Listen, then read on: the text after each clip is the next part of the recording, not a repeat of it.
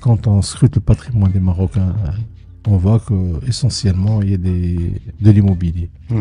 Et les Marocains du monde, la première génération, parce que il faut quand même, il y a une évolution historique, la première génération, croyant qu'un jour ou l'autre il allait revenir au Maroc, ils ont massivement investi dans l'immobilier. Mais derrière, il n'y avait pas de gestion négative et de gestion tout court. C'est ça la vertu de l'immobilier, c'est que l'immobilier étant un produit d'épargne à long terme. C'est un peu comme l'or, il permet au patrimoine de voyager dans le temps. Il est mieux que l'or, parce qu'on peut avoir un cube d'or ici en face, dans le studio, il n'apporte rien, mais de l'immobilier. Oui, par rapport à la gestion locative. Il apporte de la jouissance. Il apporte effectivement des revenus substantiels. Et parfois des nuisances. On peut le transmettre et parfois des nuisances.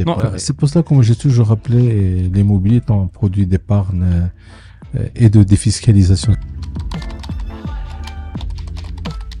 Aujourd'hui, pour un éméreux qui achète un bien immobilier au Maroc, il achète quand même une stabilité, il achète une sécurité, et puis il achète un rendement, un potentiel de rendement important.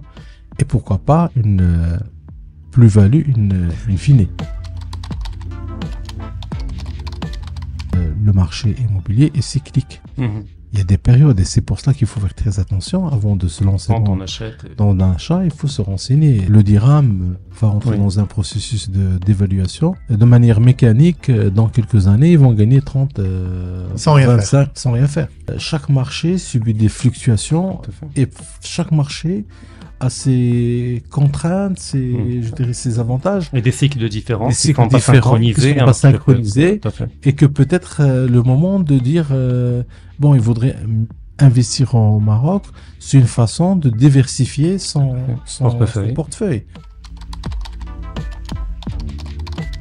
Entre discuter avec un Marocain du monde, la première génération et la troisième génération, voire quatrième génération, il y a un monde. Les Marocains de première génération étaient dominés obnubilés par l'image qu'on a du Maroc, parce qu'on voulait revenir un jour ou alors terminer sa retraite, finir sa vie.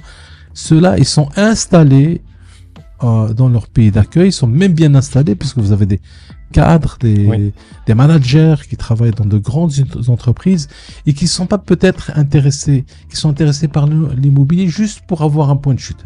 Ça fait un pied-à-terre au Maroc. Alors, ce qui les intéresse, c'est l'opportunité commerciale derrière. Les premiers Marocains, ils ont acheté dans leur ville, d'origine, dans leur patelin. Khrebgi, il a acheté à Khrebga. Le bel frère Salah, Maintenant, c'est plutôt Marrakech. Là-bas, la nouvelle génération, ils viennent chercher l'opportunité touristique. Avant, les banques étrangères finançaient nos Marocains du monde pour investir au Maroc. Ce qu'on appelle des crédits d'opportunité. Aujourd'hui, c'est net.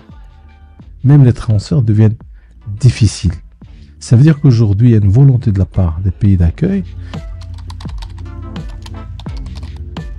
D'abord, acheter une valeur immobilière stable qui a un potentiel de rendement et puis qu'on peut transmettre au sein de sa famille.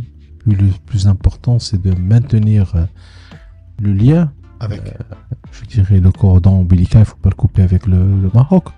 Sur le côté sentimental, il est extrêmement important. Et puis les Marocains du monde, ils ont toujours contribué au développement de leur pays. C'est pas aujourd'hui qu'ils vont arrêter de le faire.